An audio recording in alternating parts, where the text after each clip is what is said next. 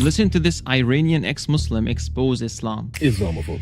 Yeah, Islamophobe. That's not how it works. There's no such thing as Islamophobe when you know Islam, when you're born in an Islamic country. Like me, like Iranians, like Egyptians, like Syrians, like Lebanese people. When you know Islam, when you saw what Islam is doing, when you see the scripture, when you know Hadith, when you know Quran, when you know the Muftis and Imams, when you know Sunnis, when you know Shias, there's no such thing as Islamophobia. We have Islamo-trauma. We are Islamo-traumatized. Yeah, I'm traumatized by Islam because I saw the Muslims kill people, women, kidnapping people, and doing all of these using ayahs and surahs of Quran. I saw Sunnis doing all this using hadith too. How do you want to label people as Islamophobe when we know actually what Muslims are capable of doing? All the Muslims are running away from their own countries and coming to the West. Why? If Islam is so good, if Islamic countries are amazing, why don't you stay in an Islamic country? Why do you see mass migration from Islamic countries to Western Christian countries? Why? Explain it right now. You can't even say be like, but the verses and the ayahs in this surah and that surah, it was just for that time. It was just for that one war that Muhammad was fighting. You can't even do that because that means the word of your Allah, the word of your God is not binding and is not eternal. Is the word of Allah binding? Then what Allah said in Surah 9 verse 29, Surah 9, remember, is a very aggressive surah. It's a very aggressive chapter. Verse 29 of that surah is ordering Muslims to fight people who don't believe in Allah and the last day and Muhammad, and to subjugate them